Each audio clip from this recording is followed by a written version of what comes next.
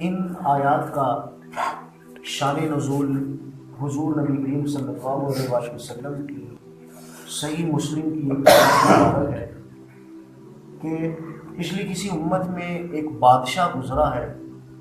اور وہ بادشاہ ایک بڑا جادوگر تھا، اور اس کے پاس بھی جو ہے اس کے وزیروں میں اور پھر اس نے کچھ اپنے کاہن رکھے ہوئے تھے جو آنے والے وقتوں کی اس کو معلومات دیتے تھے۔ کاہن کہتے ہیں شیطانی علوم سے آنے والے وقتوں کی معلومات دیتے ہیں۔ اب جو ان کا ایک بڑا مین کاہن تھا وہ بوڑھا ہو گیا، تو بوڑھا ہونے کے بعد اس نے کہا کہ مجھے ایک ذہین لڑکا دو، کوئی ایسا ذہین لڑکا ہو کہ میں اس کو وہ اعمال سکھاؤں جو مجھے حاصل ہیں تاکہ آنے والے وقتوں میں وہ آپ کی بادشاہت میں کام کر سکے۔ چنانچہ بادشاہ نے ڈھونڈا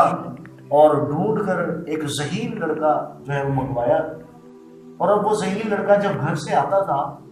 تو گھر سے آتے وقت رستے میں ایک راہب کا گھر تھا۔ چونکہ اس دور کے اندر حضرت عیسیٰ علیہ السلام کا دین تھا اور وہ دین حق تھا، اور اس وقت جو حضرت عیسیٰ علیہ السلام کے دین کو مانتا تھا وہ مسلمان تھا، اور جو نہیں مانتا تھا وہ کافر تھا۔ چنانچہ جب راہب کو پتہ چلا کہ یہ بچہ جو ہے ذہین ہے اور بادشاہ کے پاس جادو کا علم حاصل کرنے کے لیے ان کے کانوں کے پاس جاتا ہے، چنانچہ اس نے اس کو تبلیغ کرنا شروع کر دیا اور رستے میں اس کو روک لینا اور اچھی اچھی باتیں بتانا۔ اب جو ذہین بچہ تھا وہ متاثر ہوا اور وہ بھی عبادت گزار بھی بن گیا، اور عبادت گزار کے ساتھ ساتھ وہ جو راہب تھا اس نے حضرت عیسیٰ علیہ السلام کا جو دین تھا وہ کافی حد تک اس کو سکھا دیا۔ اب ایک دن وہ بادشاہ کے پاس جا رہا تھا، رستے کے اندر شیر آ گیا اور سارے اس علاقے والے جتنے بھی لوگ تھے وہ سارے ڈر رہے تھے اس شیر سے کہ کہیں ہم پر حملہ نہ کر دے۔ اب یہ بچہ رستے میں آیا اور اس نے ایک پتھر اٹھایا، اور پتھر اٹھا کر اس نے کہا کہ یا اللہ اگر تو راہب کا دین سچا ہے تو میں پتھر ماروں گا شیر مر جائے گا، لیکن اگر کاہن حق پر ہے تو پھر یہ شیر نہیں بنے گا۔ چنانچہ اس نے بسم اللہ پڑھ کے پتھر مارا اور شیر مر گیا۔ اب اس کو پتہ چل گیا کہ جو راہب ہے یہی حق پر ہے، اور حضرت عیسیٰ علیہ السلام کا اس وقت کا جو دین ہے یہی سچا ہے۔ چنانچہ وہ مسلمان ہو گئے، اور اب یہ پورے علاقے کے اندر اس کی کرامات جو تھی وہ پھیل گئی۔ اب ایک اندھا آدمی تھا، وہ اب ان کے پاس آیا اور آ کر اسے کہا کہ میں اندھا ہوں، چنانچہ اپنے علم کے مطابق جو ہے وہ اللہ سے دعا کر کے میری بینائی کا بندوبست کرے۔ چنانچہ کسی ذہین لڑکے نے اللہ رب العزت سے دعا کی، اور ایسی دعا کی جیسے مستجاب الدعوات لوگ ہوتے ہیں، اللہ تعالیٰ نے یہ صفات اس کو دے دی تھی۔ جب اس نے دعا کی تو اس کی بینائی واپس آ گئی،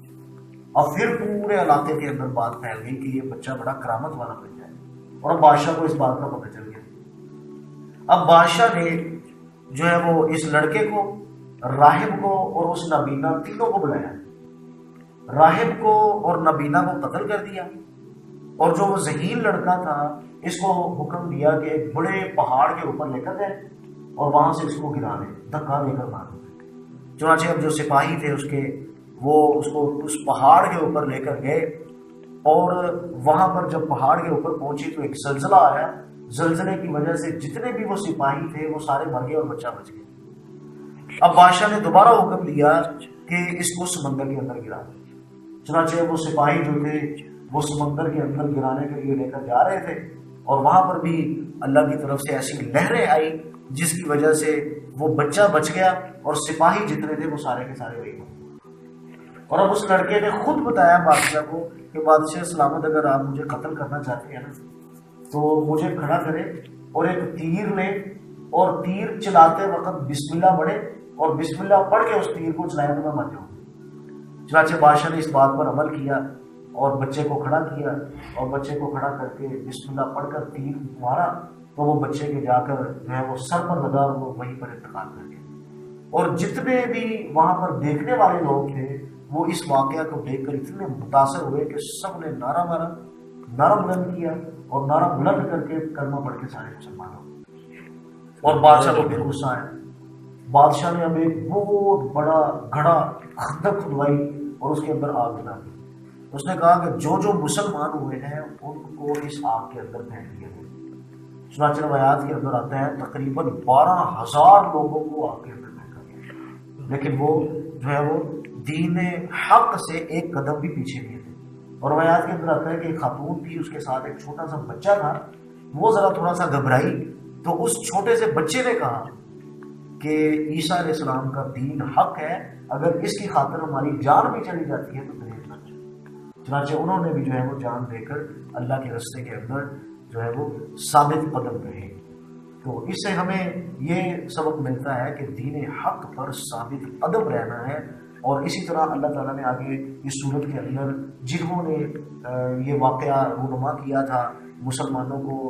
آگ کے اندر پھینکا تھا، ان کے بارے میں اس کے اندر فرمایا ہے۔ ترجمہ دیکھ لیجیے، اس کے ساتھ ہی سمجھ کر جائے گا۔ بسم اللہ الرحمن الرحیم والسماء ذات البروج، قسم ہے برجوں والے آسمان کی، والیوم الموعود، اور اس دن کی جس کا وعدہ کیا گیا ہے، وشاہد ومشہود، اور حاضر ہونے والے کی اور اس کی جس کے پاس لوگ حاضر ہوں گے۔ قتل اصحاب الاخدود النار ذات الوقود، اور خدا کی مان ہے اور خندق کھودنے والوں پر، اس آگ والوں پر جو ایندھن سے بری ہوئی تھی۔ اذ هم علیہا قعود، جب وہ اس کے پاس بیٹھے تھے۔ وهم علی ما یفعلون بالمؤمنین شہود، اور وہ ایمان والوں کے ساتھ جو کچھ کر رہے تھے اس کا نظارہ کرتے جاتے تھے۔ وما نقموا منهم الا ان يؤمنوا بالله العزیز الحمید، اور وہ ایمان والوں کو کسی اور بات کی نہیں، صرف اس بات کی سزا دے رہے تھے کہ وہ اس اللہ پر ایمان لے آئے تھے، الذی له ملک السماوات والارض واللہ علی کل شیء شہید، جو بڑے اقتدار والا،